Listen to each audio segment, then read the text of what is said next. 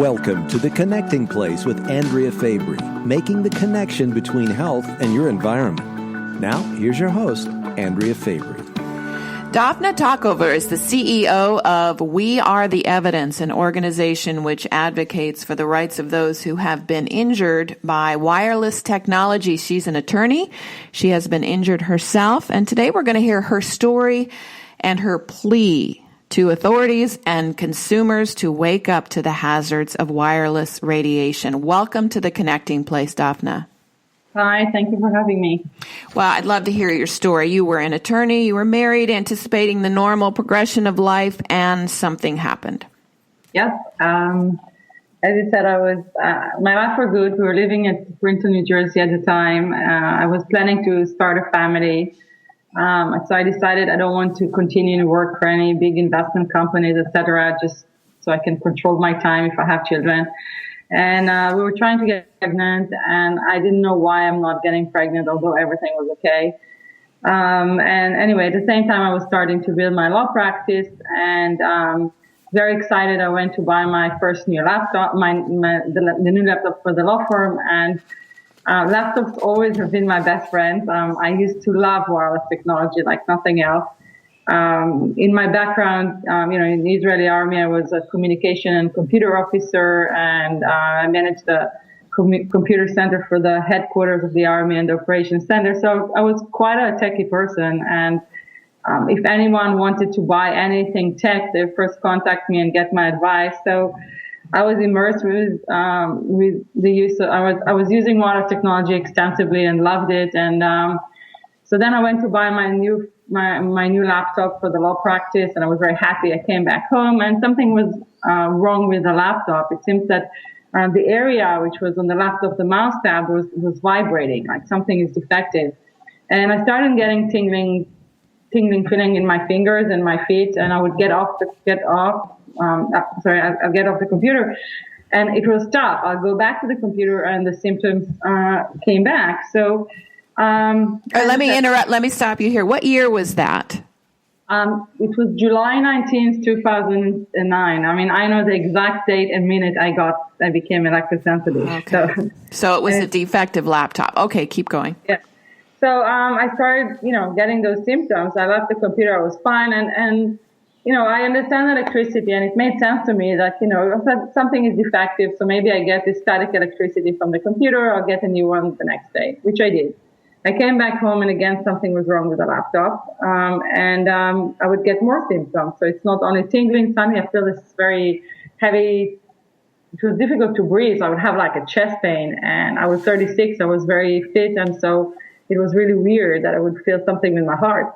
And I would feel my face become red and difficulties to breathe. I would leave the computer, I'll be fine.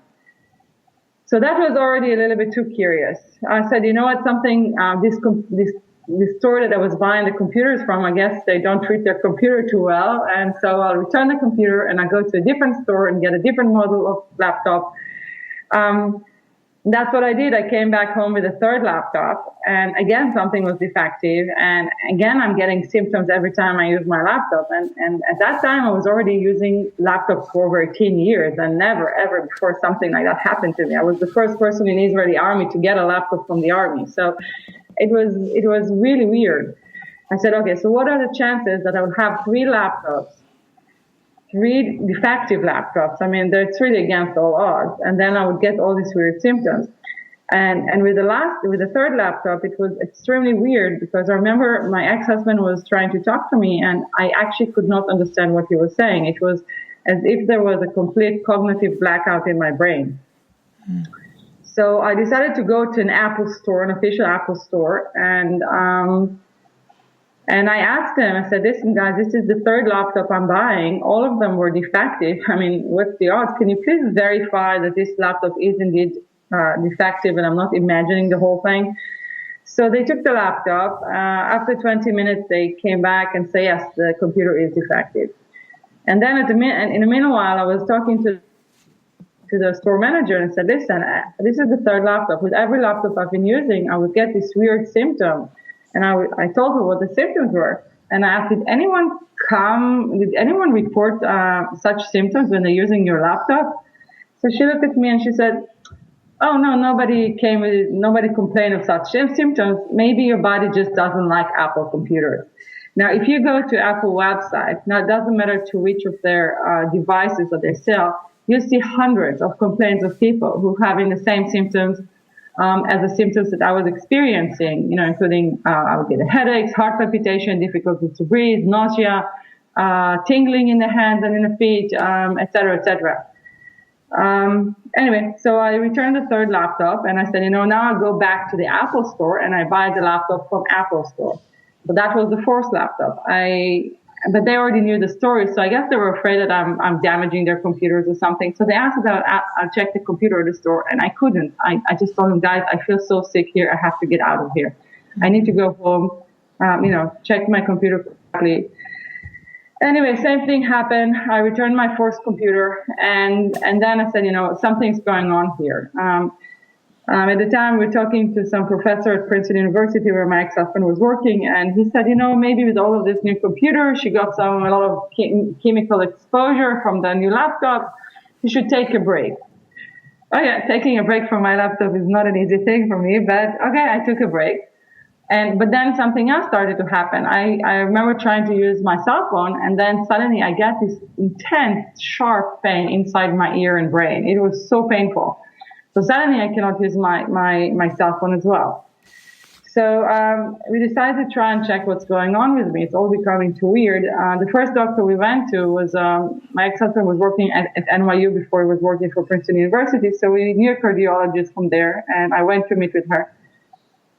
And I told her what was going on, and she said, well, every time I use my laptop, I get nauseous. So this was not weird for her in any way.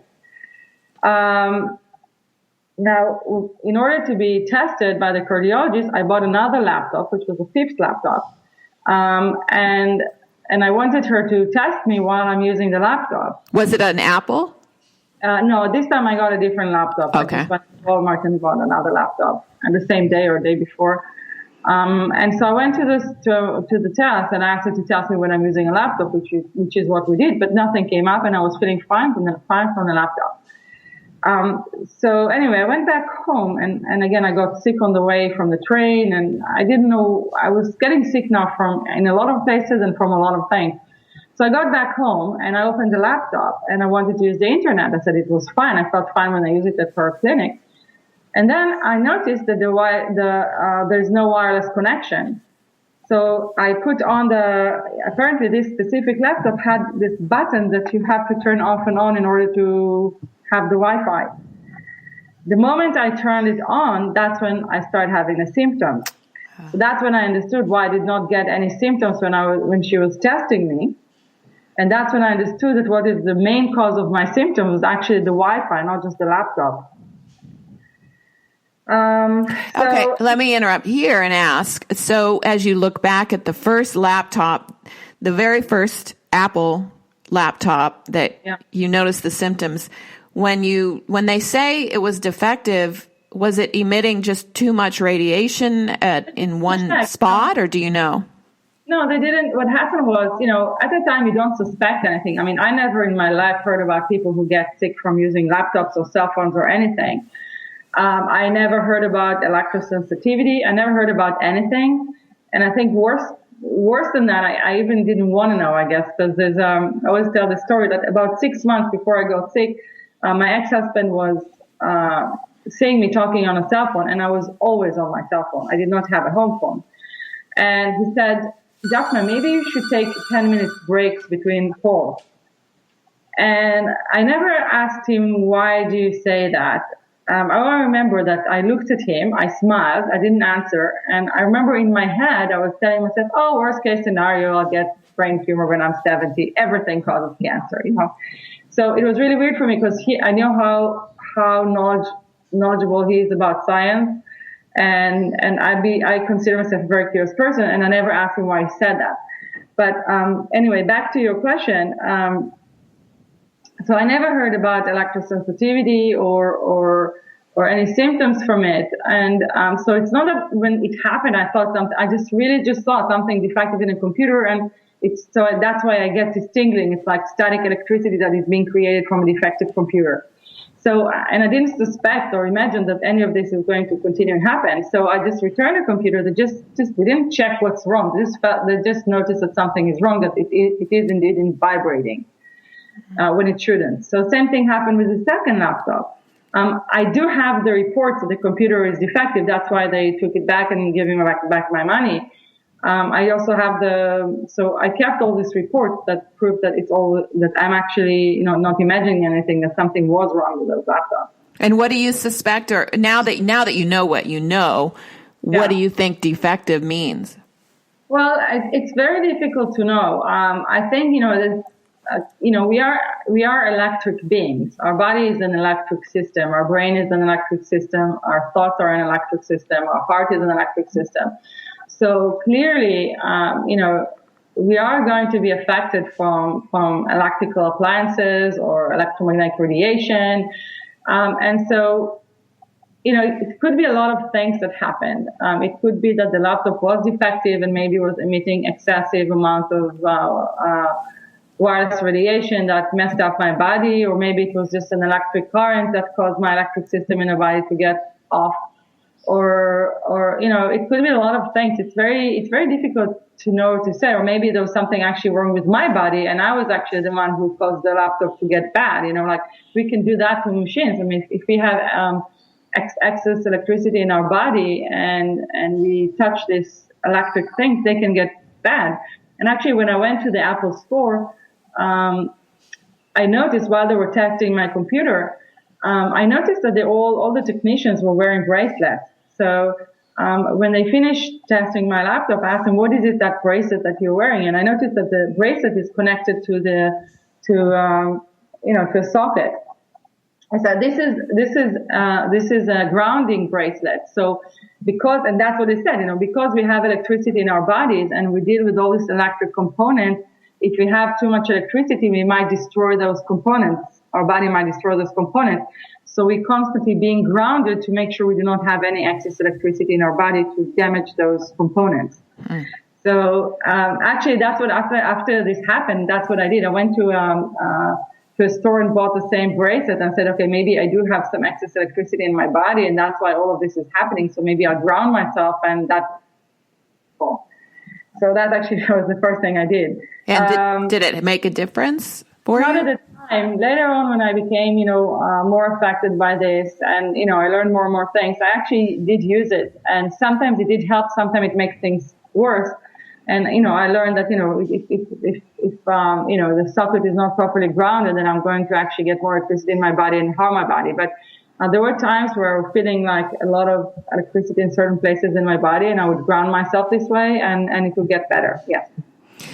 So you became to the point where you couldn't even use your cell phone, then you can't go on the train, you almost, in a sense, and some people would say allergic, to the world. Allergy probably isn't the right word. Hypersensitivity is just extremely reactive. Where did that take you? Well, for a few months I was still functioning, so I was not able to use my computer properly. I was not using the cell phone as much, but I guess, again, we don't know that this is going to be a long-term future. You just want to believe that you'll get better or something, that this is something temporary. So I still didn't change all my life. I remember my father actually came, and because it was all sound very weird to him, although he knew I'm a very, sensible person, so he actually believed everything I said, but he was just wanted to see. But so for a few months I was functioning, but then I went to Israel because I thought maybe I'll feel better there. Maybe they build houses differently. I don't know. I just said I'll try. And the first day I got there, I was driving to visit my brother, and there was suddenly I felt such an intense pain in my head. I actually could not hold the wheel anymore, and I was just putting my hands over my head. And I actually felt from which direction the pain was coming. So I lift my head and I looked to that direction, and I see a big building, which was a shopping mall. And on it were a lot of like white stripes. And I asked my mother, what are these stripes? Because this is where my pain is coming from. And she says, those are the cell phone antennas. And I actually I had tears in my eyes. I said, oh my God, there are children growing up here.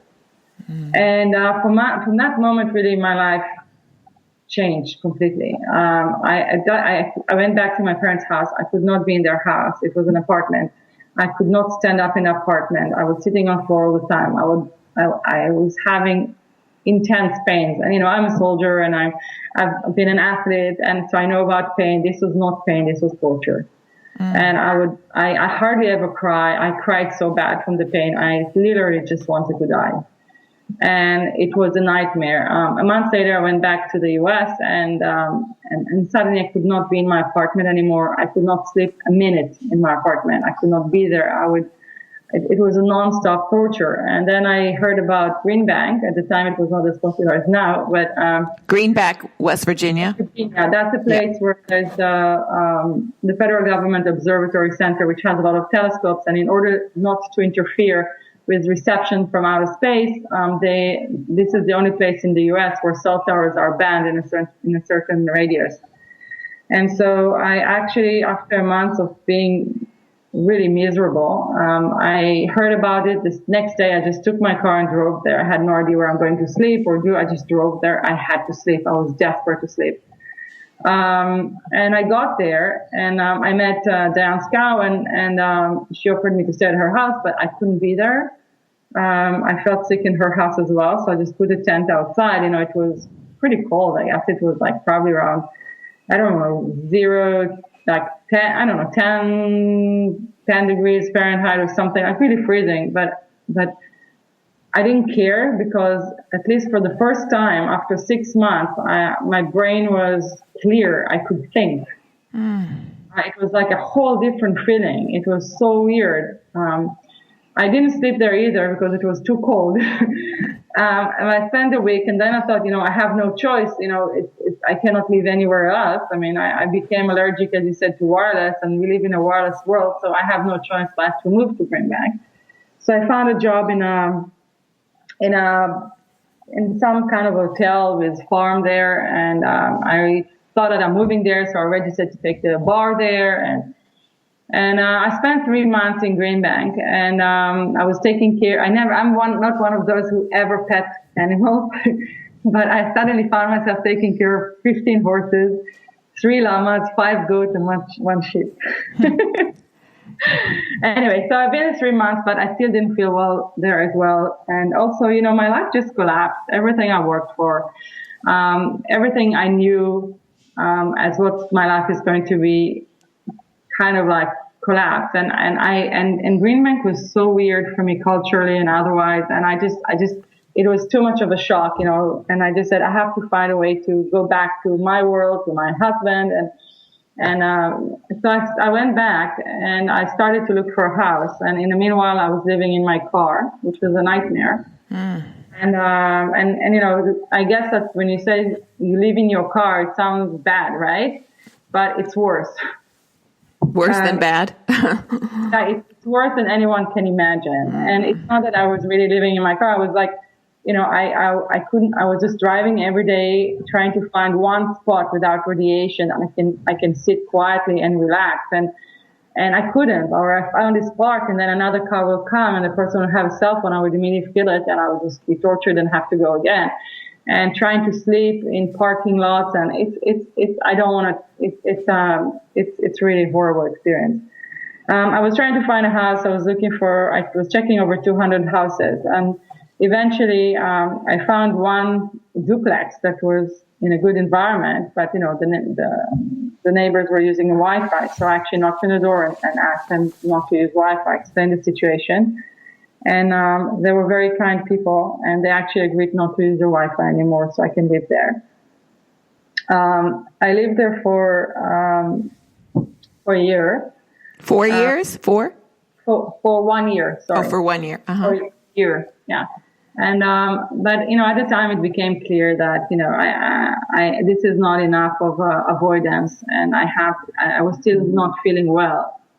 And, I decided I have to move to another place and it became clear, that I have to divorce my ex-husband because, the way I felt at that moment was that my life got destroyed. My life is, going to be changed forever.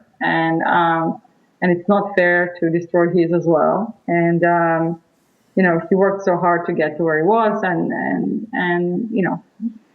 he cannot live in the middle of the woods nowhere if he wants to have anything happening in his life. And I also felt that I don't want anyone to look at me in 40 years and look at me with his face saying, oh, this is the woman that destroyed my life. So I decided to get a divorce, and I decided to move to a place where there's no radiation at all, so my body could recuperate. The way I thought about it was, if you get wounded, your body wants to heal, but if you keep on scratch that wound, it will never heal. So same as what happened to me with radiation, my body got injured from it.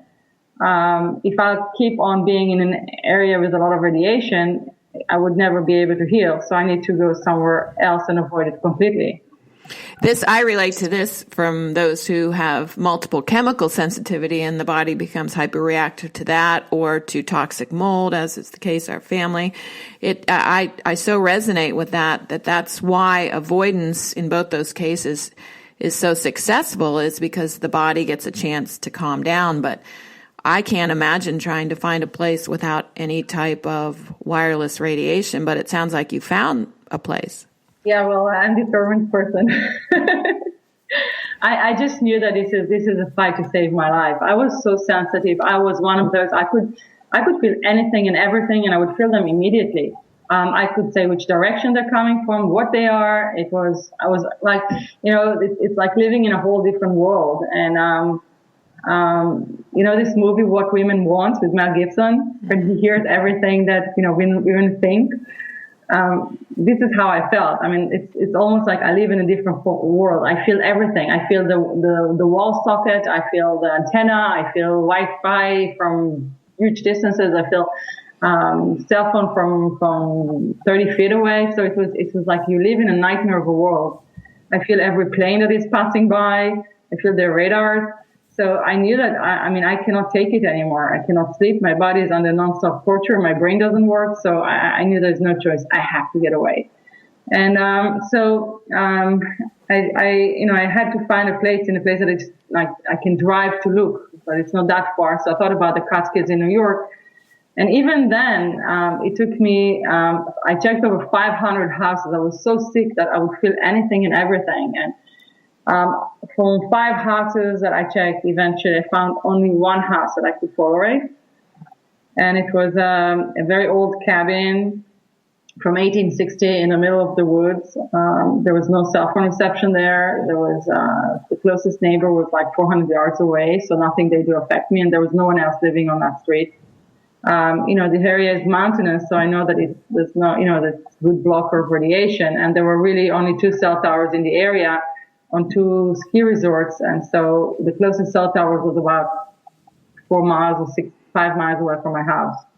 So, and the moment I got into that house, immediately I felt better. So I moved there. For a while I was feeling very, I was I think at that point I was sick already for over 2 years, and I was exhausted. And I was exhausted, I was depressed, it was all a lot happened in this very short time. And, so for a while I just lie under the blanket and didn't want to do anything. I also could not tolerate anything. At that time I became also very sensitive to the lower magnetic fields, from refrigerators, even I could not even tolerate light bulbs. So I was living without electricity, without light. I couldn't tolerate music. Anything with vibrations was affecting me. And so for a while I just let my body calm down. And then I heard that in Israel they're starting the deploying Wi-Fi in schools. Although the government said that, why the internet should be prepared, the opposite was happening. And I felt that I couldn't tolerate the thought that some of these children may become as sick as I am, and I really couldn't sleep because of it. And so I decided I have to take action. And I decided to submit a Supreme Court case in Israel to ban the use of Wi-Fi. I had no idea how I'm going to do it, considering I was 6,000 miles away. I could not take a plane.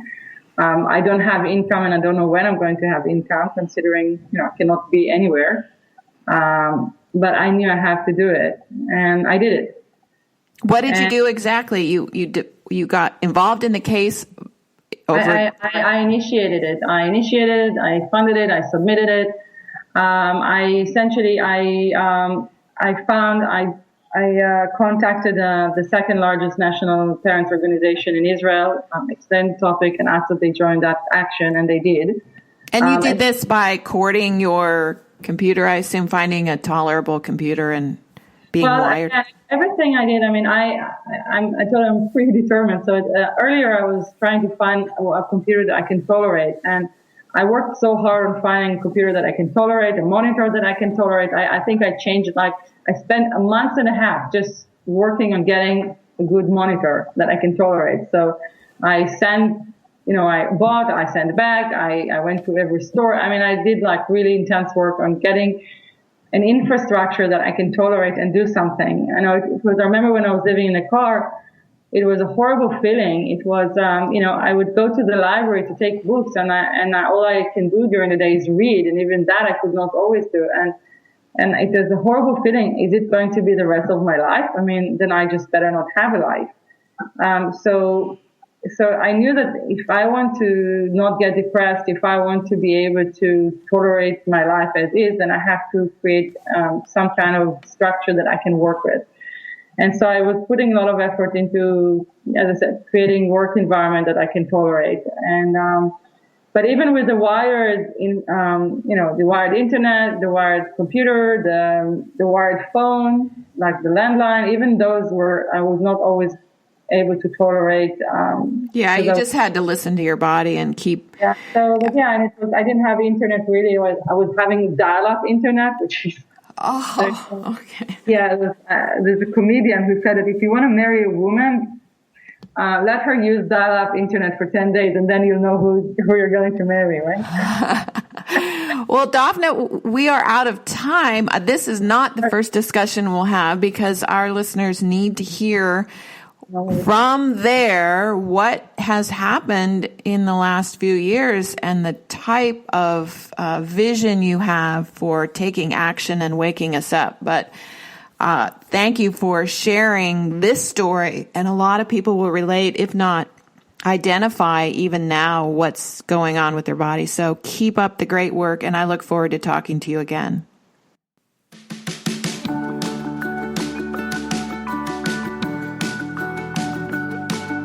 You've been listening to The Connecting Place, making the connection between health and your environment. Join us again next time for The Connecting Place with Andrea Faber.